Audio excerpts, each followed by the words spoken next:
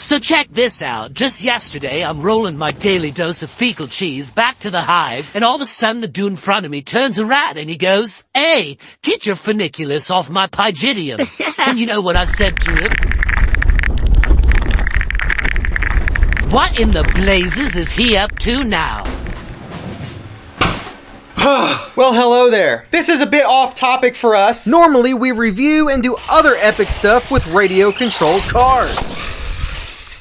So if you're into that kind of stuff, feel free to subscribe. But this thing's got wheels, it's got a motor in it, and it even has shocks. Now we're gonna test this thing as thoroughly as we can over the course of a couple of weeks. Now besides the normal things you'd test a robot lawnmower for, we're gonna do an incline test, we're gonna do an unreasonable rough terrain test, we're gonna put several different types of obstacles in front of this thing and see how it handles it, and to check its safety, of course. Now, funny enough, I think my kids are just as excited about this as I am, if not more so. Yeah! Look at the size of those wheels. Now, the size of my hands are nothing to write home about, but that's still a big wheel. Now, the minor bits of assembly and the overall setup is relatively straightforward. Check out those shocks and the multi-directional wheels that do also propel forward. It is all-wheel drive. The app is really helpful on getting it set up, plus the manufacturer has instructional YouTube videos as well. I quickly realized the RTK locator will not work this close to a wall, which they do tell you in the manual. So I relocated it by my pool, which is very convenient because there's a plug for it right there. Luckily, they do also sell a wall mount, which I'll probably install at some point. I'm gonna go over some anatomy real quick. You got your forward-facing camera so you can actually see what the mower's doing. Object sensing bumper, emergency stop button, more sensors, a start key. You can pull that out to disable it.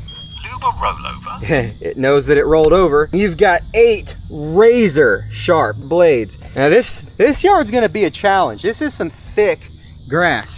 And there's no side discharge, it's just a mulcher. So hopefully that'll be the end of these piles of dead grass we always get. Some of us actually live under this dead grass. Each of these spin individually, so I imagine there's 2 motors in there, and each wheel has its own individual motor. This is quite the technological beast. All right, we're gonna click on create a map, and it's gonna make us update the firmware. And after about 10 minutes, it made us update the firmware again. Couldn't we have just skipped all the way to the newest one? Next, you follow the prompts in the app to map out the perimeter of your yard using these digital joysticks. And then you go around and map out where the mower can't or you don't want to cut. Outbuildings, stuff like that, tools, trees, remove toys, wires, branches, sticks, ensure no children or pets are present on the lawn. Hey, we gotta see how safe it is around an unsuspecting doggy. There are a lot of different settings here, but we're gonna start it at a 3.5 inch cut, a standard zigzag pattern, and a 1 foot per second speed. Huh.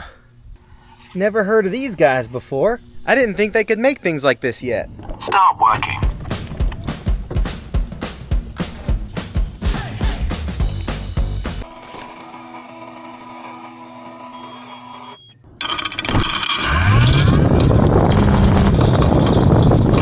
So now it's gonna cut however many perimeter laps you have it programmed to do. Yeah, so this first lap has horrible efficiency because it's getting as close to the fence as it can, and it touches it, it's gotta move out of its way, and it's gotta turn and maneuver.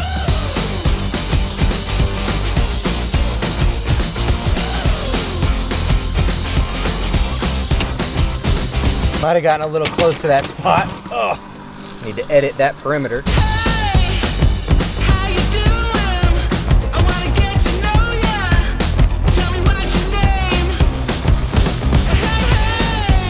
The second perimeter lap is much more efficient. Dad, look, it's a car! It's not an RC car, but it looks like one. It's a robot. It is a robot. And it slows down when it senses things nearby. Yeah. And then it automatically starts zigging and zagging if you have it set to zigzag, and it does this with incredible precision.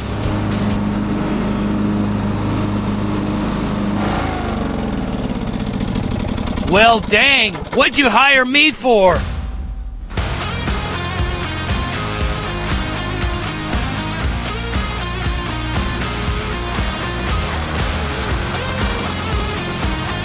All right, first cut ever, about halfway through. Nice straight lines. It still has all that to go. You keep doing your thing, buddy. You're doing awesome. To simulate a child leaving a toy out in the yard, which never happens, of course, I'm gonna see how well it cuts around such non-documented obstacles. Guys, check this out. This thing is out here absolutely slaying while everyone's asleep. And I probably should be too. That is so awesome. Now this is just a theory, but using this thing at night might even help keep critters and rodents away. You can literally set this thing to cut the grass while you're sleeping, and it be good and done in the morning. Look how good it looks out there. Even with all these poles in the way, it did a pretty decent job around the trampoline. And it pushed this wagon around a little bit, and of course left a bunch of uncut stuff. So yeah, leaving things in the yard is literally just gonna get you uncut areas. I'm telling you, those are some sharp blades. All right, we're gonna make a few changes this time around. We're gonna take the cutting height to 2.8 inches, increase the speed to 1.6 feet per second, multi-point turn instead of zero turn. Let's do adaptive zigzag. Now it actually took that first cut 12 hours and 5 charge cycles. So let's see how much quicker it gets it done. And then we'll try out those obstacles. There's definitely some places where it'd be nice if it got closer to the wall, but those are the areas you gotta go back behind and use a trimmer anyway.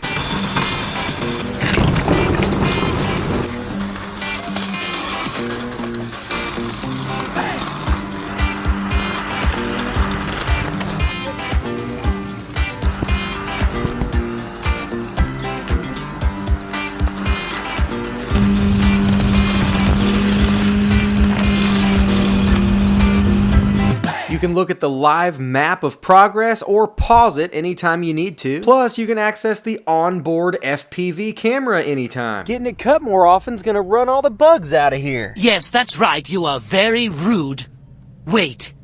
Have you seen Philip? That cup got chopped up a whole lot more. Look at that clean cut. All right, let's see how it handles some challenges and obstacles.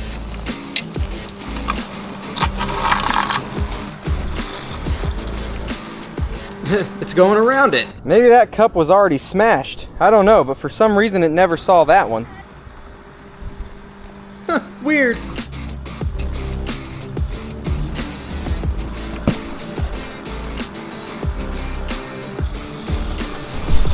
Whoa, I guess the grass camouflaged it a little bit that time.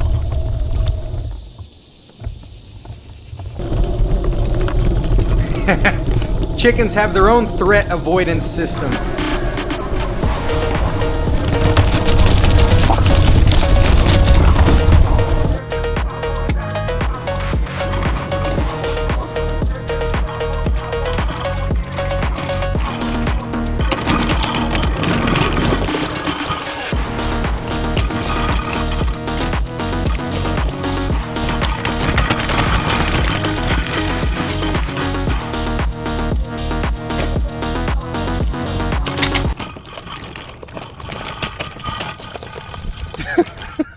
That got much further than I thought it would. The robot flipped over. Seems 45 degrees might be its maximum. Actually, the box says 38.6 degrees.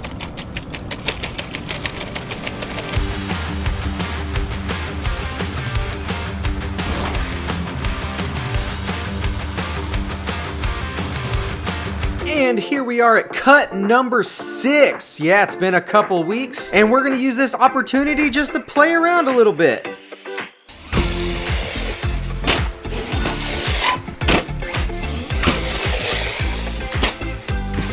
Oh no!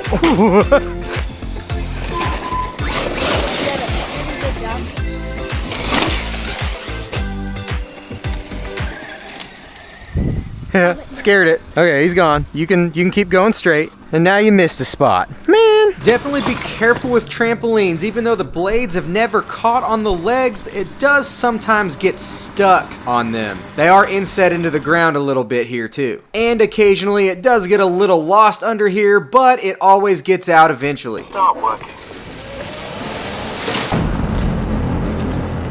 Guys, get underground. The bug blender is coming. Oh, There's Philip. Why is he always going so slow?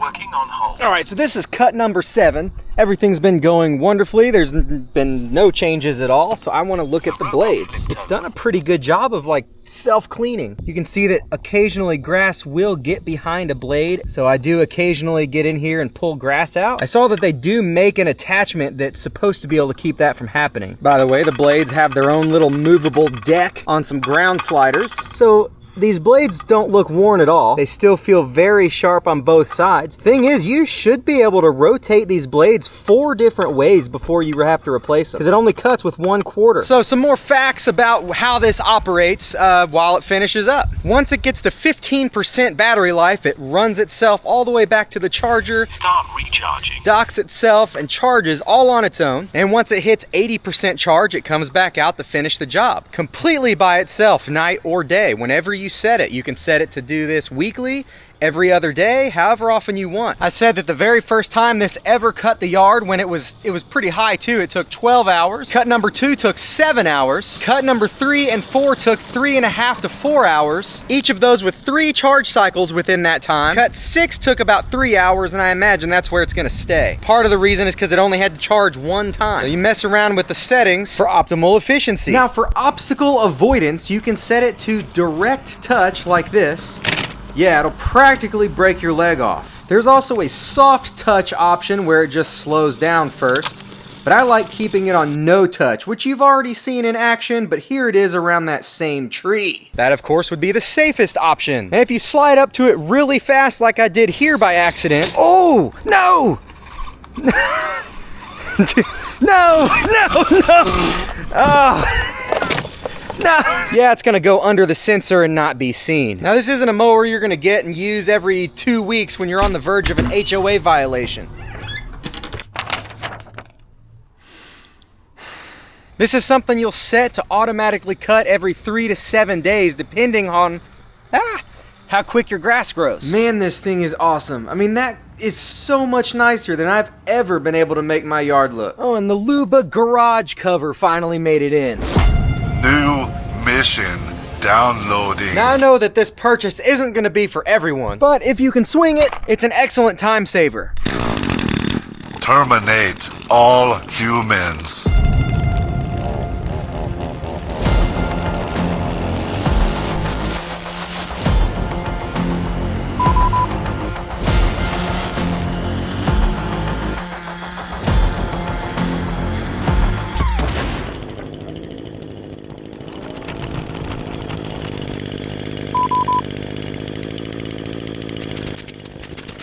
Ouch, poor Philip.